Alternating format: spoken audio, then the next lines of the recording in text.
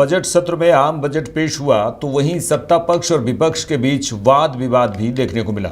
जहां एक तरफ विपक्ष के विधायकों ने संतोषजनक जवाब नहीं मिलने का आरोप लगाया तो वहीं दूसरी ओर सत्ता पक्ष ने विपक्ष की भूमिका को कमजोर बताया। सदन के अंदर मुख्यमंत्री हेमंत सोरेन ने विदेश नीति को लेकर अपनी चिंता व्यक्त की और इस दौरान विधायकों ने कई बातें कही। सुनिए सदन संपन्न होने के बाद विधायकों और मंत्रियों ने क्या कुछ कहा। कि पहले भी ऐसा ही होता था, क्योंकि क्या है कि सरकार सिर्फ सेखी बघारती है। कोई भी प्रश्न आता है तो जो जवाब होता है वो जवाब काम करने लायक नहीं होता, काम करने के लिए नहीं होता है, बल्कि टाल मटोल वाली बातें। लेकिन एक विधायक जब चुनकर आता है, खासकर नए विधायक आते हैं, तो सदन के अंदर मुख्य दर्शक बनकर बैठे नहीं रह सकते, प्रश्न डालते हैं। हमारे जैसे पुराने विधायक भी प्रश्न डालते हैं, लेकिन वही गोल मटोल उतर आता है। तो मैं इतना ही कहना चाहूँगा,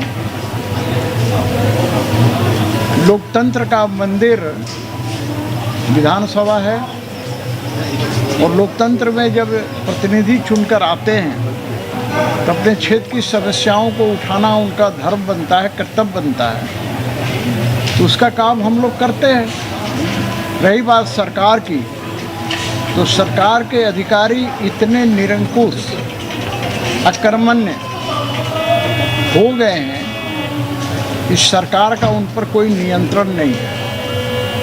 और उसके पीछे कारण क्या है आप सब भली भांति परिचित है, जिसकी चर्चा मैं यहाँ नहीं करना चाहता। तो मैं इतना ही कहना चाहूँगा कि आज बजट सत्र की पूर्णाहुति हो गई है। एक तो बजट सत्र कम दिनों का चलता है। झारखंड जैसे राज्य में जब मैं सत्ता पक्ष में था तब भी बोलता था कि कम से कम साल में 60 दिन चलने चाहिए। इससे क्या होता है कि कुछ तो डर बना रहता है अधिकारियों में, लेकिन सरकार की उदासीनता के कारण अधिकारियों में डर भय समाप्त हो गया है और मंत्रियों को उल्टा पुल्टा समझा देते हैं। साथ ही मंत्री पढ़ कर नहीं आते हैं, स्टडी करके नहीं, एक आध मंत्री को छोड़ दिया जाए तो बाद बाकी हकलाने लगते हैं। तो मैं इतना ही कहना चाहूँगा, इस लोकतंत्र के मंदिर में बजट सत्र का आज अंतिम दिन है और बस लोकतांत्रिक व्यवस्था के तहत चल रहा है, इतना ही मैं कहूँगा। हाँ सर, कितना फ्रूटफुल रहा?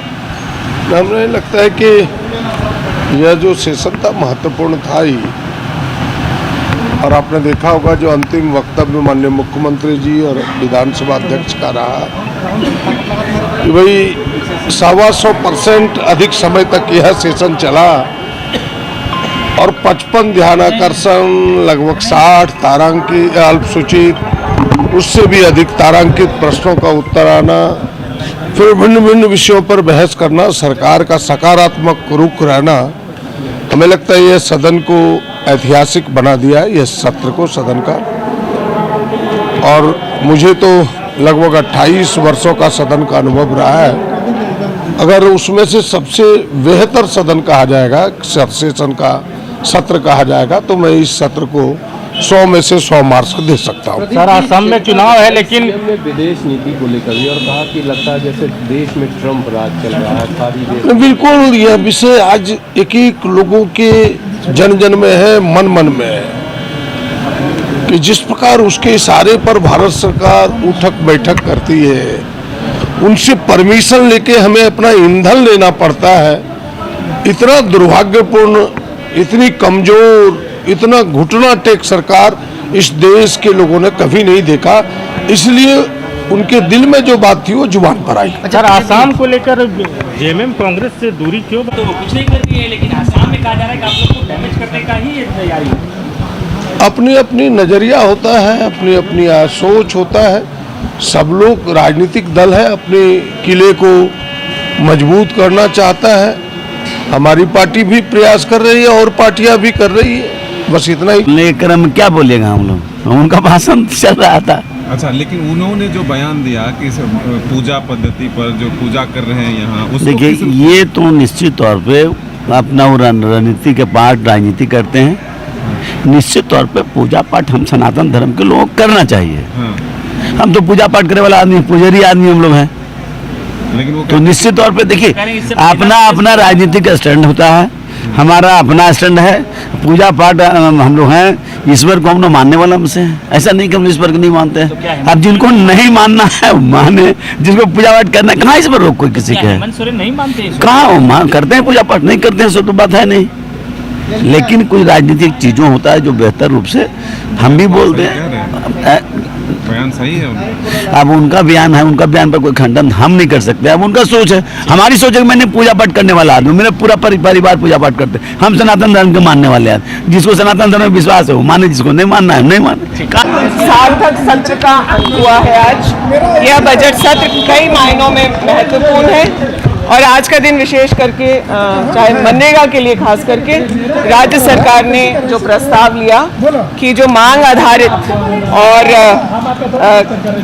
जिस तरीके से पूरी तरह से केंद्र प्रायोजित मनरेगा जो स्कीम चल रही है उसको कंटिन्यू किया जाए और वीबी ग्राम जी से जो मांग आधारित गारंटी ख़त्म हो रही है, साथ ही साथ जो ग्राम सभा की जो पावर्स हैं उस पर भी परेशानी होगी और उसके अलावा जो डिजिटल ग्लिचेस लगाए जा रहे हैं मनरेगा में ताकि पेमेंट डिले हो, इन सब तमाम बातों पर हम लोगों ने सदन का ध्यान दिलाते हुए यह प्रस्ताव पारित किया गया है कि मनरेगा को ही कंटिन्यू किया जाए और साथ ही साथ उसमें जो 100 दिन के रोजगार की गारंटी थी उसको बढ़ा करके 150 दिन किया जाए। राज्य सरकार यह प्रस्ताव केंद्र को यहाँ से भेज रही है और हम लोग को उम्मीद है कि अपने पहले की गलतियों पर जैसे उन लोगों ने यू टर्न लिया है, इस विषय पर भी केंद्र सरकार मजदूरों के हित में, इस देश की महिलाओं के हित में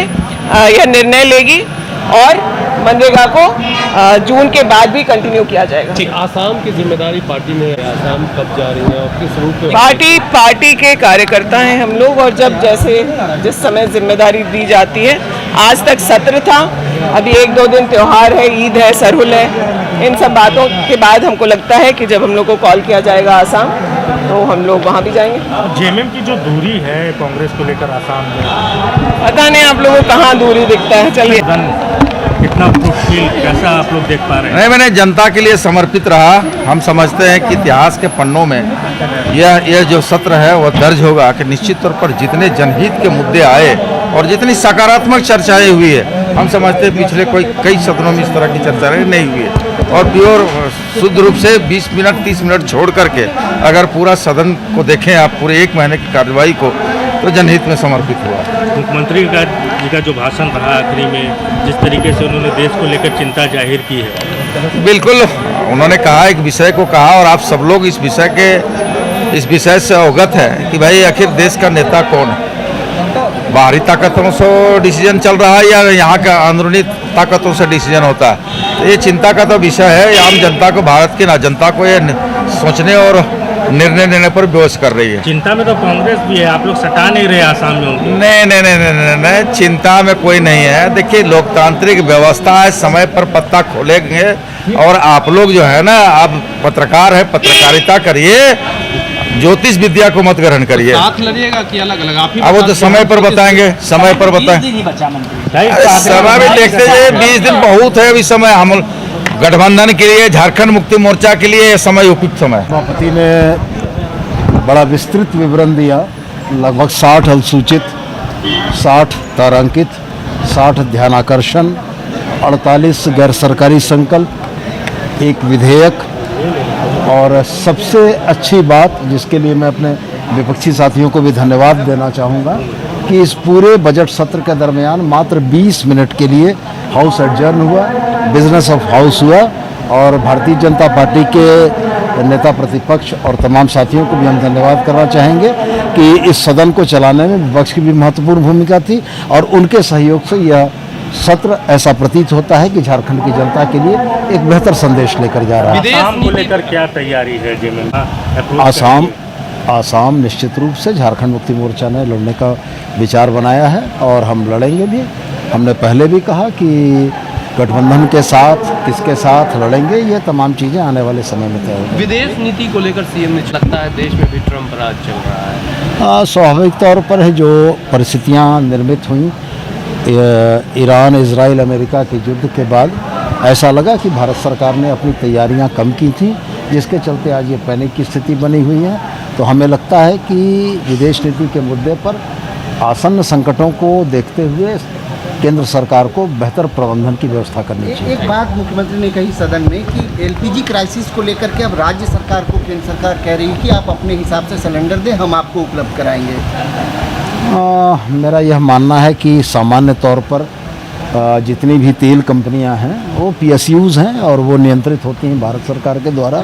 तो ये कह देना कि इंडियन ऑयल हो चाहे भारत गैस हो, ये LPG उनके ही सिस्टम से नियंत्रित होता है। राज्य सरकार लॉ एंड ऑर्डर में जो मदद कर सकेगी वो निश्चित करेगी। देखिए, विपक्ष के पास झारखंड में अब कोई मुद्दा नहीं बचा है, क्योंकि जिस तरह से हमारी सरकार माननीय मुख्यमंत्री जी के नेतृत्व में काम कर रही है, हमें लगता है कि ये काफ़ी सकारात्मक है। और इसीलिए आप लोगों ने देखा होगा कि इनके पास कोई मुद्दा नहीं रहा, इनके पास कुछ बोलने के लिए तैयारी नहीं रही। वोटिंग के दिन में इनके पास कटौती का प्रस्ताव भी नहीं रहा। तो ये सब चीज़ें दिखाता है कि खुद विपक्ष भी सरकार के काम से संतुष्ट हैं। और आज जो माननीय मुख्यमंत्री जी का भाषण रहा उसमें तो सभी चीज़ों को समावेश कर लिया गया है। नहीं, बिल्कुल चिंता दिखेगी ही, क्योंकि विदेश नीति केवल देश तक सीमित नहीं रहती है, उसकी असर राज्य में, उसके असर लोगों में, एक एक जनता तक पहुंचती है।